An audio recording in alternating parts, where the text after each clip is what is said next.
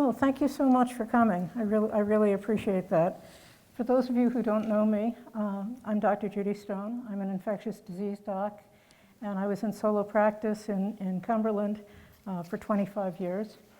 I'm also the daughter of survivors of two notorious concentration camps, Auschwitz and Dachau. And as it turns out, today is Hungarian Holocaust Remembrance Day, which is kind of ironic because they were really, and still are, very anti-Semitic. I'm here to put a human face on what the Holocaust was and that it's real, and to show what it did to people, in hopes of preventing this from happening to anyone again. This is a picture of the little girl I'm going to be talking about primarily, though I'll also talk about my mother. But I want to give you a little background first. In Hungary, Jews were relatively sheltered from the war and fierce anti-Semitism until late in the war. The war started in 1939 when Germany invaded Poland in September, but Hitler left Hungary alone because he thought that they were allies. And I'm getting really hot, so I'm going to take that off. He thought that they were allies. He learned that the head of Hungary, the regent, was trying to negotiate a separate peace with the Allies, and he replaced him. So on March 19th, 1944, the Nazis invaded Hungary.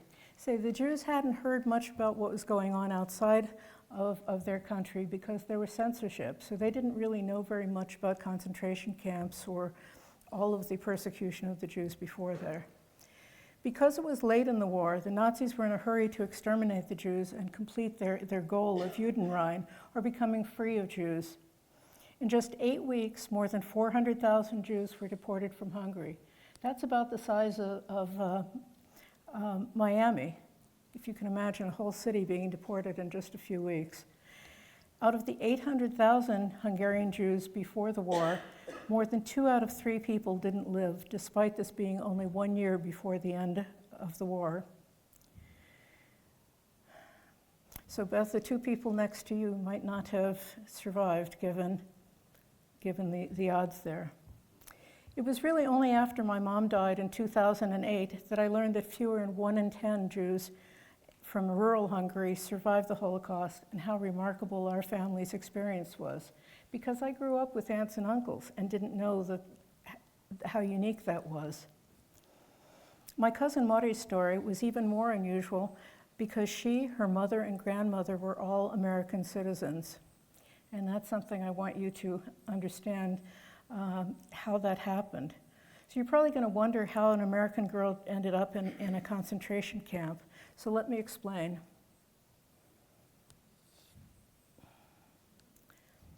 In order for you to better follow the story, I'm going to start with my great aunt, Mari's grandmother, Ilonka, the tall woman in the white blouse there. She immigrated to the U.S. in 1894 with her husband to Amsterdam, New York, to work in her uncle's dry goods stores. He was well known in upstate New York, and he had a series of dry goods stores, and every time he opened a new branch, he brought over a relative from Hungary to manage the store. She and her husband became U.S. citizens and had children here, but they went back to Hungary in 1910 for a visit, and after her husband died there, she ended up staying there. Her son, Jerome, the little boy there, and was now a teenager, and he went back to work with his uncle in Little Falls, but the little girl, Helen, stayed with her mom in Hungary. Helen grew up and got married, and Mari was born in Debrecen in 1939. She was registered then by her mother as a U.S. citizen. I'm going to introduce you to the people I'm talking about here as we go through the story. So Helen, that was a picture of them in Debrecen. So here, Mari, the little girl, was this is after the war, so she was 7 at this point. Her father, the gentleman on the left, Jacob, raised my own father, who lost his father when he was a kid. And then you see there's Jacob, Helen, little Mari, and Ilonka, who's now grown into an older lady, despite the first picture. Not shown is my mother Magda, who Mari called Magda Nani, or Aunt Magda. These people you're seeing all lived through the war, which was quite remarkable. Now I'm going to start my story and tell you what Mari shared with me. And I'm going to talk to you as though she was talking to me in the first person. And when there are black slides, that's for important stories that I want you to think about. So on March 19th, 1944, my world changed as German tanks rolled into our beautiful streets of our capital, Budapest. A few days later, Hungarian officials told all the Jews throughout Hungary to wear yellow stars to identify us as aliens. I turned 5 during this time, and I didn't really understand what was going on and happening to us. I just knew they were forcing us apart. Other scary things happened.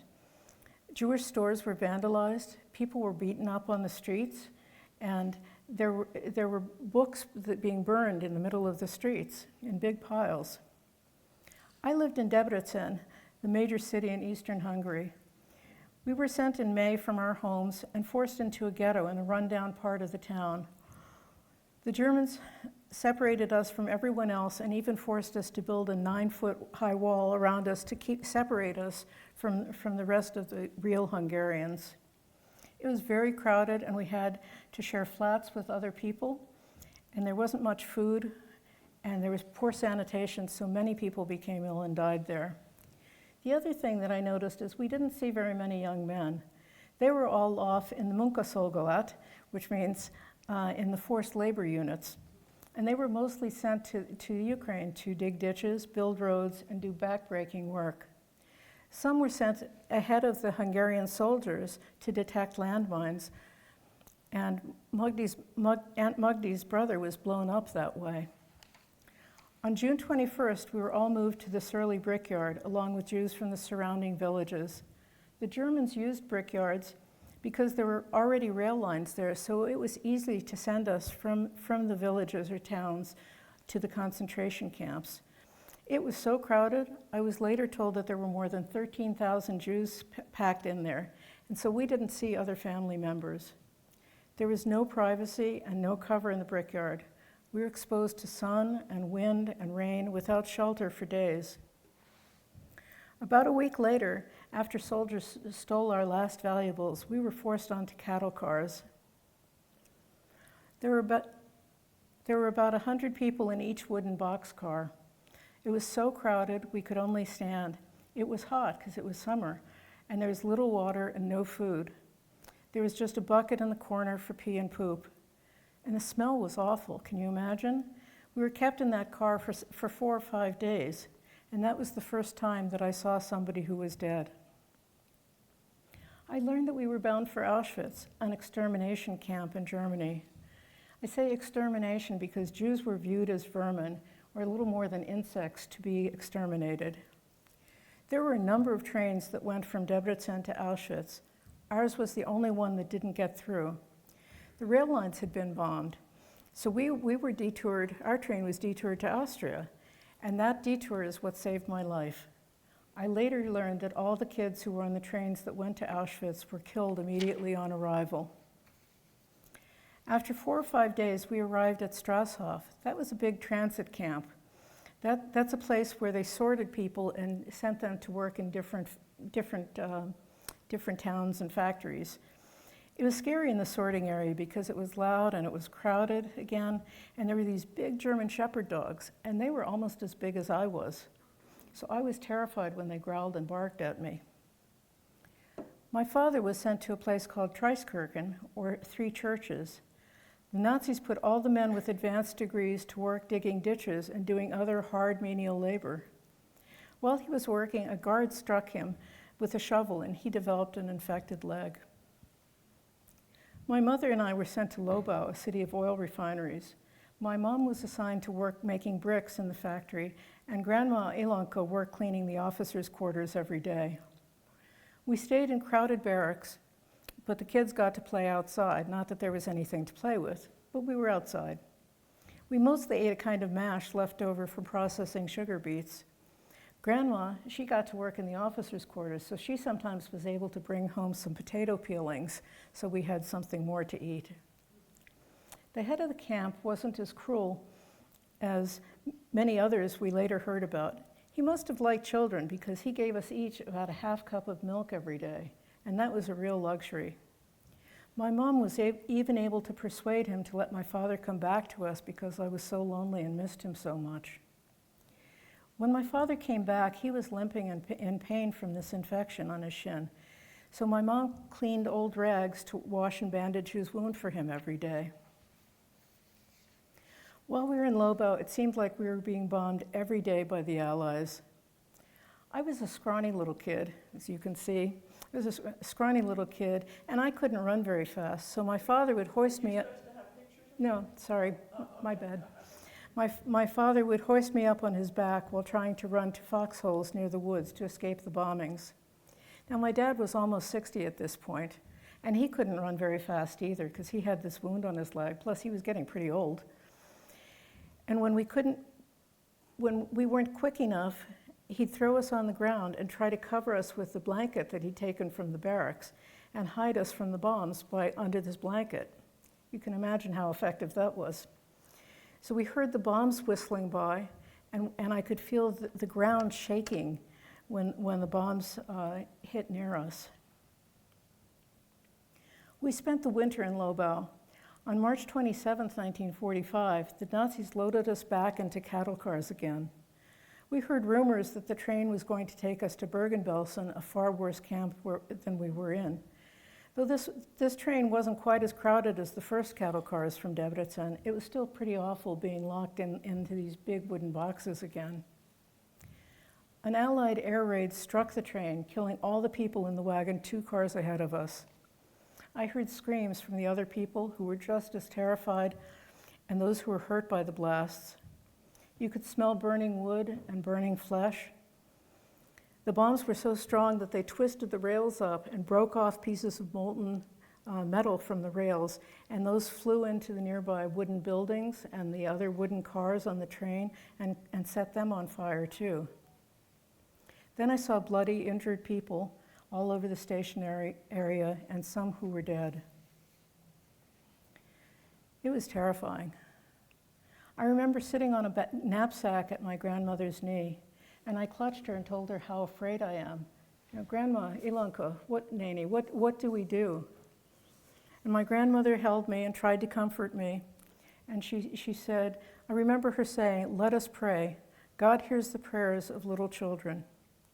And we prayed, Ana Hashem Hoshiana, please God, save us.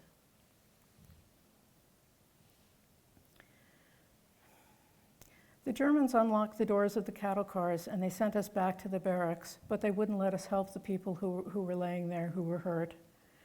A few days later, the Russians came and liberated us.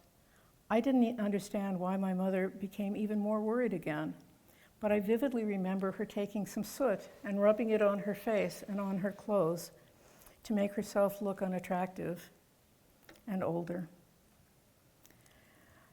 You can see on this map, going from Strasshof back to Hungary. My father, how far it was. It was about the distance from up here to DC. My father found a broken down wagon and a lame horse, and with another man we set off to go home, mostly by foot most of the way back. We only made it about 50 miles before the horse died. I guess that was an omen. And a kind farmer's wife let us stay in her barn and gave me a little bread and butter. And I remember that because I hadn't had anything that delicious for since the war started. I don't remember much of the rest of the long trip back to Hungary, but it was very hard for us to walk back most of the way. We made it to Budapest on May 8th, 1945. I remembered that because it was my grandma's birthday. Other people remembered it because it was VE Day, or Victory in Europe Day. We stayed in a Red Cross shelter in Budapest for a while, and my father got them to contact my mother's brother, Uncle Jerome, who still lived in Little Falls. He was able to send us some money to help us. We went back to Debrecen, which was another long trip, but we found people had taken over our old apartment and wouldn't leave, so we had to stay with other people, friends who had shared our apartment with us when we were in the ghetto. One day I was sitting by the window having my long curly hair brushed by my mother and put up into pigtails, and I glanced out the window and said, "Look, there's Magda." And of course they didn't believe me at first because I was a little kid, but they went and looked, and yes, indeed, that was Magda. It's amazing that I recognized my aunt because she was pregnant when I last saw her almost a year ago. She weighed about half of what she did before the war. My mom ran out and brought her back to the apartment. I quietly sat in the corner of the room playing while the women talked, so they would forget that I was there. Magda told my mother and grandmother about how, when she was in the brickyard, her baby had died in her arms. The brickyard had so many people that we hadn't seen each other, so we didn't know that. The Nazis then sent Magda to Auschwitz. She said that wasn't even the worst part for her. We're going to pause now and leave Mori playing in the kitchen in the corner and switch to hearing some of what Mori was alluding to happened to my mother. And I'm going to tell you about that, and then we'll come back. My mother was in her 60s before I knew anything about her experiences. I was in high school at that point before I knew anything about what happened to her in the war. And one day, I'm in high school, and girls are concerned about how they look. And I said, "Mom, I'm still flat. When am I going to develop? When am I going to get breasts like you did?" And she was coming up the stairs from the basement carrying a laundry basket. And she looked up at me and she said, "When you've had 3 children." And I said, "3 kids?" Because I only knew about my brother and myself. I had never heard that there was a 3rd child. And then the walls shut down, and she closed down again and didn't say anything more for years. When I was near graduating from college, she came to visit me before graduation. And as we sat in my dorm room, in a room that was filled with plants like her house was, and we sat on a floral coverlet that she had made me, and it was blue and light green, like spring green that I saw driving up here, just beautiful lush green. It was very cozy. And I turned to her and I said, "Ma, can you tell me now what happened to you?" I still regret having done that because she wept as she told me, "I must have been crazy to want to get pregnant. My brother Yoshi had already been blown up in the Ukraine, and my husband was in forced labor and might well be killed too. But I really wanted to have his baby. So I got pregnant, and the baby was born in the ghetto. I had no doctor attending me. We shared a room. I shared a room with another woman, and I didn't have so much as an aspirin. And I will never forgive the other Jews who were there, who I knew had medicines, who had aspirin, and wouldn't share them with us. But in any case, I got through that labor, and then a doctor came to sew up my tears. And it was a good thing that he did, because shortly thereafter, German and Hungarian soldiers came and strip-searched everyone looking for valuables. But he protected me from having that happen.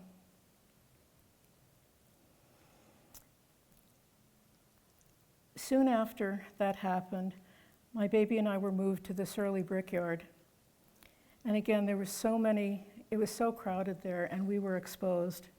And my baby became sick, and I watched as he died in my arms while he was still nursing.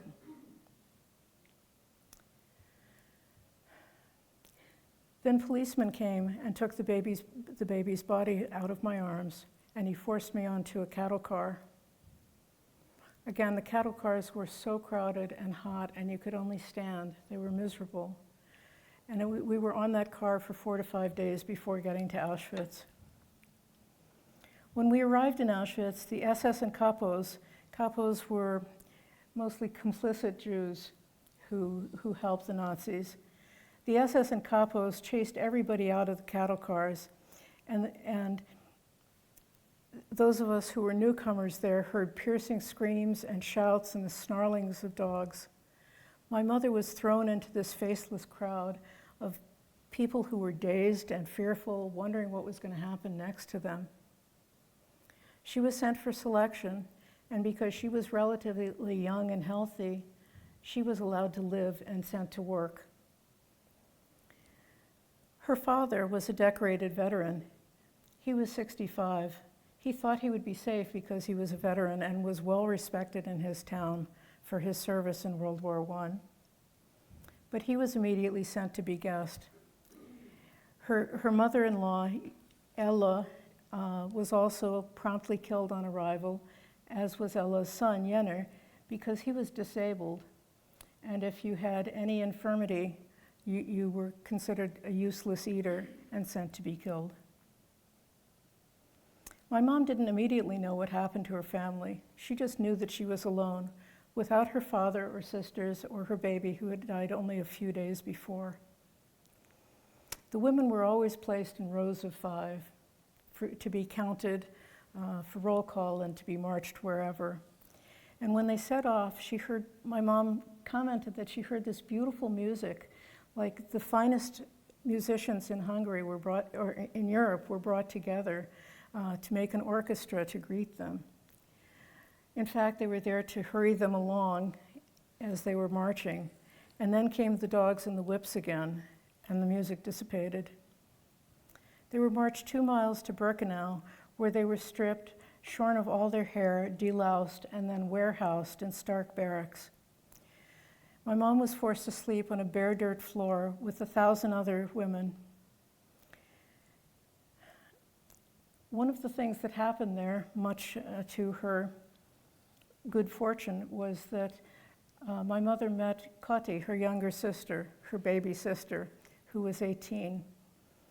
And Kati had arrived about a week before and heard via the grapevine. They heard when new arrivals came, new transports came to the camp. And so she heard that my mother was there, and she left her barracks, which was illegal to do, and she would have been killed immediately had she been caught. She left her barracks and went over to my mother's, leaving her friend Itza behind. And she was determined to stay with my mother, although her friend wanted her to stay. Koti went back to the original barracks to check on Itza about a week later and found that the whole 1,000 women in that barracks had disappeared, presumably up in smoke. And she actually felt guilty for the rest of her life for having left her friend alone. But it was more important for her to be with my mother. One of the things that really horrified my mother, among other things, was that there was no privacy and there were no bathrooms. There was no toilets. There was just a trench with a plank over it. And the stench was unbearable. It was a mixture of vomit, diarrhea, thousands of unwashed bodies, and a peculiar acrid smell that burned her nose and throat, but that she couldn't initially place. Later, she learned that the smell could have been that of her loved ones being burned in the crematorium. One day, my mother was taking too long for her elimination, and a capo beat her at the latrine. She wanted to die, she felt so bad, but she knew that she had to go to the roll calls, or appel. What happened there was that friends held her up so that she wouldn't collapse and be killed standing during roll call. And they did that with other women. They were very protective of each other and shielded each other. A few days later, one of the Nazis saw bruises on my mother's back and beat her again, assuming that my mother had to be guilty of something. Didn't know what, just guilty. After 9 weeks, my mother and Kati were separated in another selection. And Kati, as I said, was 18, and she was sent to work in another camp called Allendorf. She built bombs there, and they were exposed to such toxic chemicals that they were given better food and some milk there. And later, the 4 sisters, my mother had 4 sisters who survived altogether, and they joked that Kati was on vacation at Allendorf because the conditions, despite those toxic chemicals, were so much better than that at Auschwitz. My mom was stuck at Auschwitz for a few more weeks, and then another selection, she was sent to the Argus plane factory, which was outside Berlin. She worked making motors for airplanes, and it was so brutal with 12-hour shifts on this production line, working with dangerous machinery going by you, and then 2 hours in the morning and 2 hours at night of roll call, standing in roll call, that she tried to commit suicide there. One of the things that happened is a foreman was talking to her and learned that she had been a seamstress in Hungary. So he asked her to make sew a pair of gloves for his son. And when my mother did that, he gave her an apple to reward her, and she shared that with her bunkmates. Now he also offered her cigarettes, but she was too naive to know that she should take them because she could have bartered them for food or other valuables. But she talked about, he even let her sit down at times while she was sewing, so she remarked on his kindness in doing that. In March of 1945, the Germans knew that the war was ending and the Allies were coming and were going to see what had been going on in the camps. So they emptied all the camps of the prisoners and sent them on death marches. In my mother's case, she marched for 17 days. Now, she weighed about 65 pounds at the end of this. She marched for 75 days from Berlin to the North Sea. Again, the equivalent of miles of more than from here to DC. And once again, people supported each other, supported the women who weren't strong enough to march, who were collapsing. In some cases, they helped carry them. And they put the weaker women on the inside so the guards wouldn't see them as much in these rows of 5. And it's quite remarkable how they supported each other. My mother eventually found her way back to her little village near Debrecen, little village of 2,000 called Sárand, where they were the only Jewish family. And after liberation, eventually my father found her too, although the entire family had assumed that my mother had been killed because pregnant women did not generally survive the Holocaust.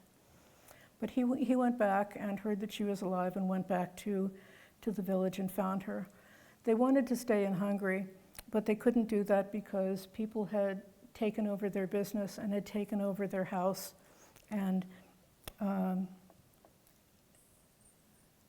there was no place for them to stay. So finally they decided to leave, and they crossed borders illegally and went to Germany and found other family there near an Air Force base. My family was stuck in Germany for 3 years waiting for a visa. And while they were there, they had another son, my older brother.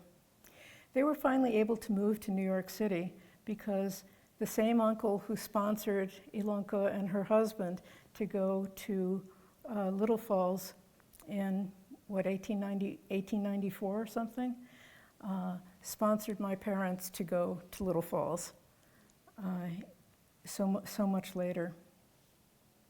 So that was quite remarkable.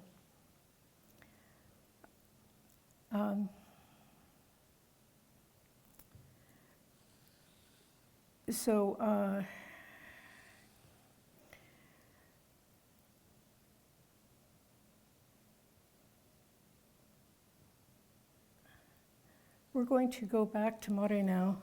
We left her still playing in the corner. As the women chatted, I overheard Magda talking about the gas chambers and the other horrors at Auschwitz. And Mari said, she whispered to me, she said, for years afterwards, I was too afraid to go to friends' homes if they had a gas stove. When I was older, this is again Mori, when I was older, I heard that my mother tried to go to the American consulate in September to return to the States with me. They told her that they were too busy and told her to come back in December. There were elections in 1947, and Hungary was occupied by the Russians and under communist rules then. And there were pretty strict rules about what you had to do or not do. And one of the things that was required is it was mandatory to vote. I am not sure whether the penalty was going to prison or a big fine or what, but she just knew that she had to vote. And she waffled back and forth, Murray's mother waffled back and forth, what should she do? Because she knew she was an American citizen, but she also knew she had to vote. So she said, aha, I'm going to drop a blank piece of paper into the ballot box. And she was very proud at having come up with that idea. But when she went back to the consulate in December and told them what she had done, because she was incapable of lying, they said, you've lost your citizenship, and we're not going to let you leave. In the meantime, my grandmother had lost her citizenship papers too. We weren't quite sure how that had happened, but there was so much confusion around us that, that happens to a lot of people. There are fires or floods, or you're just moving around a lot, and you may not remember where you put papers. So she couldn't find her papers, and even though she'd lived in the US for about 15 years and her son was still there, the consulate said they couldn't verify that she was a citizen, so they wouldn't let her go to the States either. But when I was born, my mother immediately registered me with the consulate as a US citizen, and I was able to get a visa. In 1949, my grandma was now 70, Ilonka was now 70, and got a special visa for old people to leave Hungary. We flew to England and then got on a big ship. We had to share a cabin. It wasn't like we had a fancy stateroom. We had to share a cabin with 5 or 6 other people who I didn't know. And I didn't speak any English, so my grandma got me a box of 8 colored crayons before we left to entertain me on that week-long trip across the ocean. And I remember having my first banana on that boat too, and just thought that was so delicious. It was heavenly. There's a manifest that shows that I was 10 at this time, and it shows my grandma being 70 when we came. That's a manifest of the lists of all the passengers that were on the ship. And when we arrived in New York, Magda and her husband met us in the New York City. As I said, they had arrived earlier in 1949, and they settled in New York City to be near relatives. Actually, they were supposed to go to Little Falls too, but my cousin had measles, and so they wouldn't let him stay. They wouldn't let Magda stay in Little Falls, so they went back to other relatives in New York City. So I was excited because I had a little new cousin to play with in the States. Soon we went to Little Falls to live with my Uncle Jerome and his family. And I guess the younger one is, actually the bigger one is the one who I'm still in touch with, and is the one who had measles. Moving to a strange country without my parents was hard, and it was lonely at first because I didn't speak any English. I didn't look like the other kids either. My clothes were different. I remember in Little Falls I wore heavy knitted long stockings and these high-topped shoes, and I couldn't get in and out of them very readily. So the teacher told my uncle that he had to get me some more suitable clothes. And I was so excited when he got me an American snowsuit that I could put on and off by myself. I was supposed to start school in the 6th grade, but they put me in the 3rd because I didn't speak English. I quickly learned and was moved to the 4th grade, but then they still made me stay there with all the younger kids. It was okay, we got along okay. And we stayed friends for the rest of my life. After high school, I went to nursing school, and then I became a school nurse because I always liked children. One of the things that still makes me sad, though, is that I wasn't able to see my parents again for almost 10 years, until 1958. They had to apply to immigrate as Hungarian Jewish refugees, and by the time they did, the wait was almost a decade. No country wanted to take the Jews. So I grew up with my grandma, separated from my parents for almost 10 years. After coming to the US, my father, who was a lawyer in Hungary and was now 68, worked various jobs. He worked first as a delivery boy on a bicycle, bicycling around Manhattan with packages, and then as a night watchman and a bookkeeper. My mother, Helen, worked as a nurse's aide. They did anything to support us. And you can see how much they aged. Go back, Mark, to the picture of the two of them. You can see how much they aged in the 10 years. It's going forward, sorry. One more. Look at the difference in the 10 years between how that family looked in 1947 and how they looked in 1958. It's really quite shocking to me to see how much they'd aged during that period. We remained devout throughout our lives, and we were very observant Jews and attended services religiously. In the 1990s, I suddenly recognized these prayers, which are psalms in the special holiday service called Hallel, and they're prayers of thanksgiving that we'd been chanting for years. Suddenly, I recognized that these were the same prayers I'd said some 50 years earlier when I was so terrified. Ana Hashem Hoshia Na. Please, God, save us. And I cried at the flashback. The trauma of the Holocaust never leaves you. So I want to turn back for a moment to Magda and share a couple of photos. This is a picture of my parents in 1941. And again, you can see how young and vibrant they looked. Next, please. This is my grandfather on the left, who, as I say, was a decorated officer and was murdered on arrival at Auschwitz. And on the right is my grandmother, Ella, and her son, Jenner, who was killed. And one of the things that was peculiar for me is really not understanding the concept of having grandparents. That was an alien concept. I didn't know when other kids talked about visiting their grandparents. I had no idea what they were talking about. And I was really glad that my children were at least able to know some of theirs. Next, please.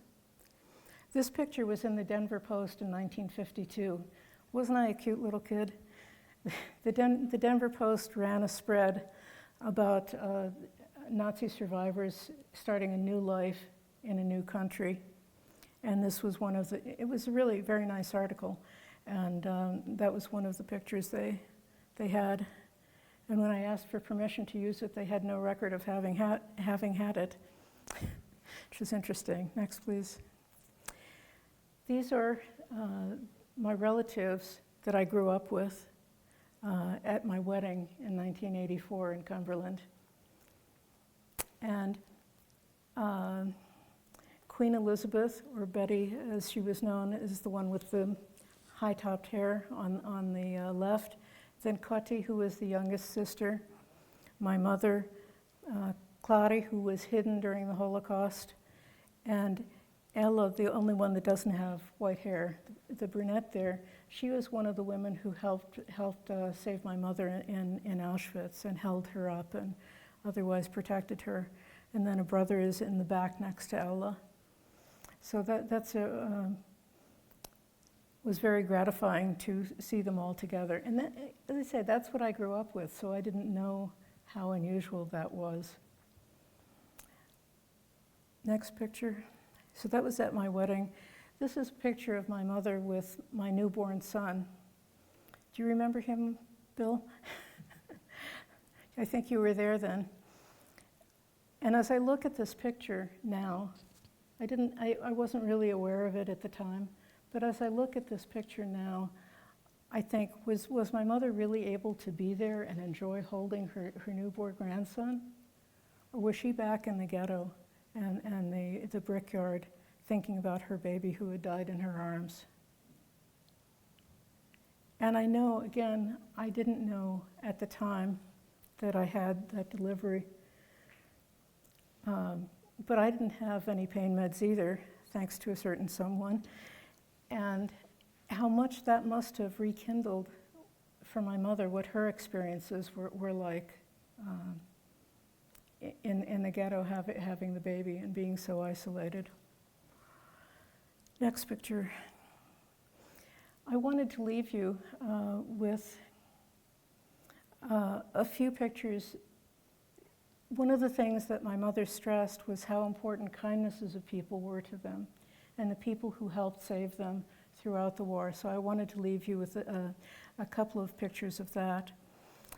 Koti, as I said, was 18 when she was put in a concentration camp, and before, when she was still in her little village and was on house arrest in her village, you know, she was afraid that she was going to be raped by the soldiers there. And the man you see on the left there, Totbachi, or Uncle Mike in English vernacular, he lived across the dirt road.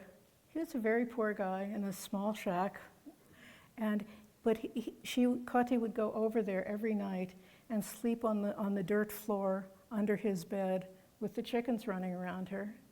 But he protected her every night until she was deported from her village. And had he been caught, he would have been killed. Both of them would have been killed. So it's quite remarkable that he did that. Yeah. This lady, I went back to Hungary in 1978. My mother had discovered the brother that had been blown up in the Ukraine had an illegitimate son.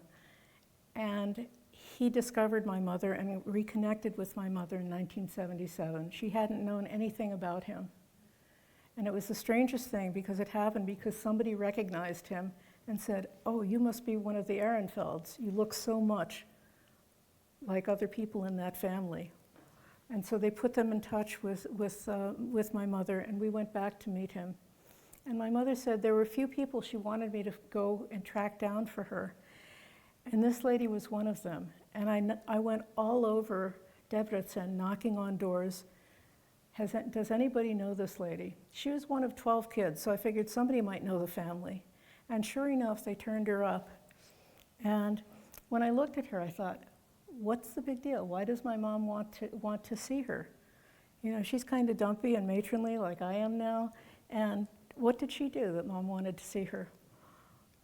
And it turns out that Birgi, or Betty in English, Birgi had offered Koti her identification card so that Koti could try to pass as Gentile. And she had brought my mother food in the ghetto. And the few pictures and a couple of pieces of jewelry that were left, that we still have, she had hidden under the thatched roof of her house. And even though they were dirt poor, they gave all these things back to my mother. And their delight when they found each other was really something to behold. In the plaque on the next to Birgi was a teacher who would climb over the fence to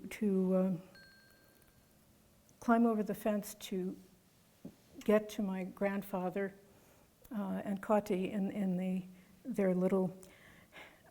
their house when they were walled off. Because in Sharan there was no real ghetto, it was their house, and they moved people from the surrounding area into their house. And he would climb over and bring them some food and some money that they were owed and news. And who knows what happened, but when Koti was deported, he committed suicide. And we really don't know whether somebody had ratted him out and he was afraid of being arrested or what had happened. Next, please. The woman that you saw in my wedding picture is the woman on the left there who married my mother's brother. And these two women, they were sisters, and they were in Auschwitz and helped my mother. And Miri, who ended up being a chemist, she was one of the women who was at the university in Debrecen and was thrown down the stairs because somebody didn't like that a Jewish woman was there, and was injured doing that.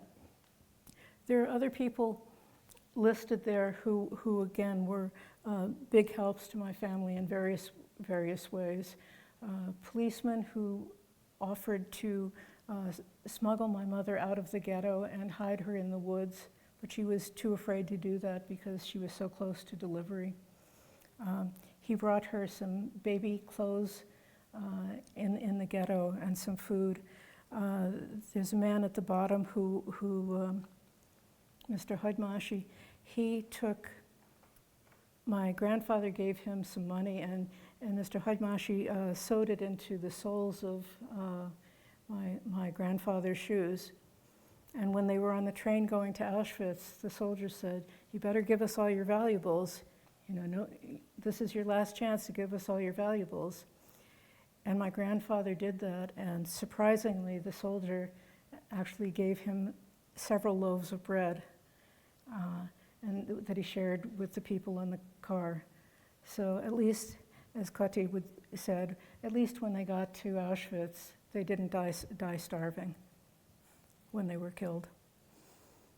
Next. And so these were some of my mother's messages about kindness that she wanted to relay to people. Not that we're all the same, and this is really, if there's anything that you take out of this from what's going on in our country now, we're all the same, and we all have the same needs and wants. And don't be a bystander. And she stressed the importance of kindness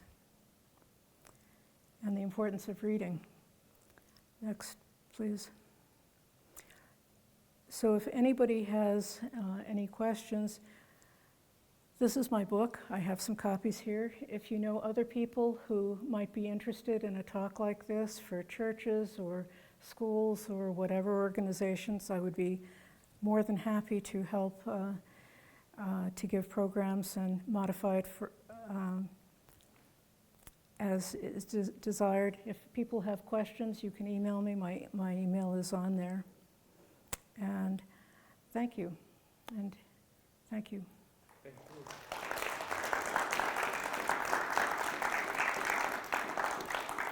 So thank you so much.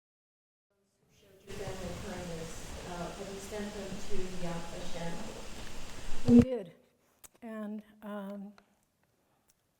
Totbachi, who hid Kati under his bed, was named one of the righteous Gentiles by Yad Vashem. They wouldn't take the other people. They said that their kindnesses weren't big enough. But that he, by risking his life every night doing that, and yeah, and that was really something very important for her, so I was glad we were able to do that. Yes, Bob? Just a little bit about yourself. How do you get from a little village in eastern Hungary to, for example, an Indian reservation in North Dakota? How do you do that?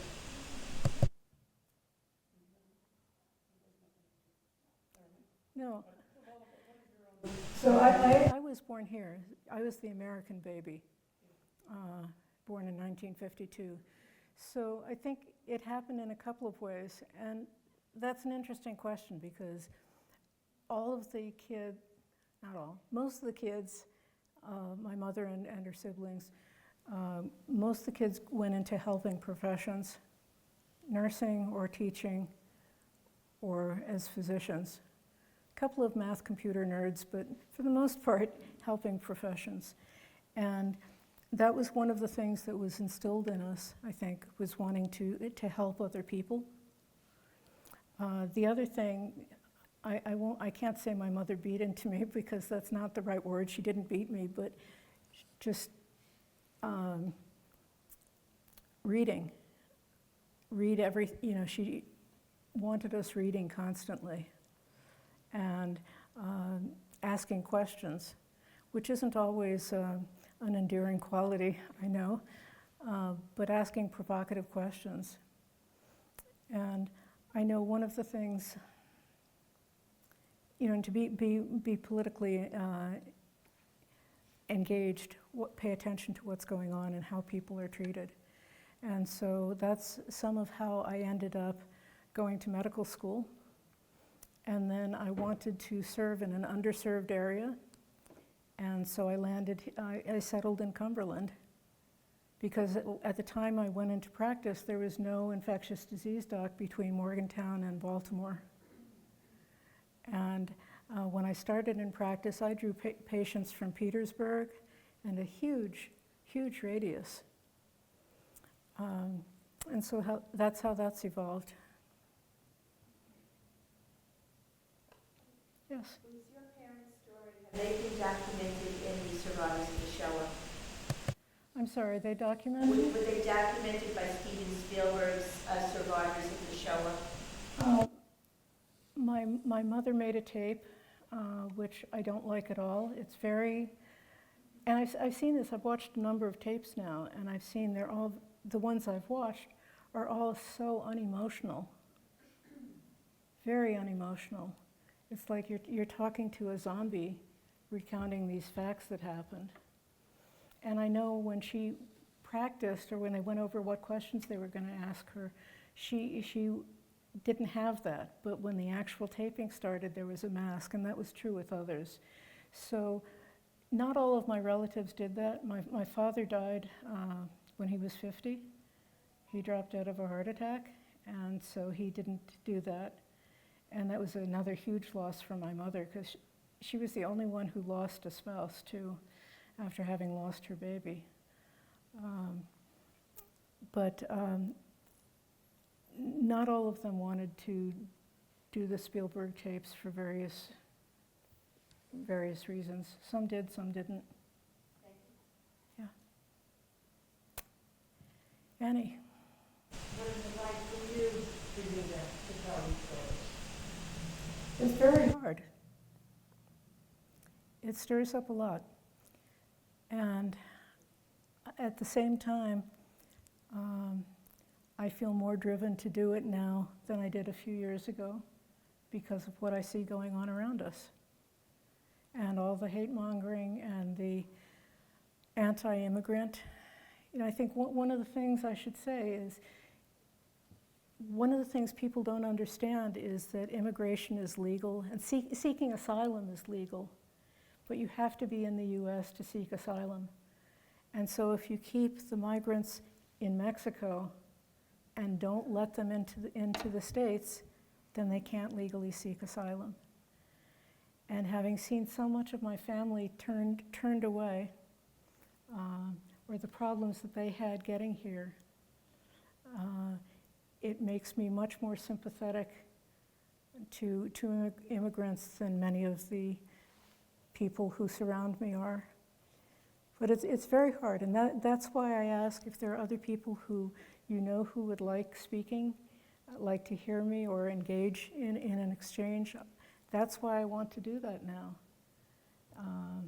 despite it being hard, because we need this now more than ever.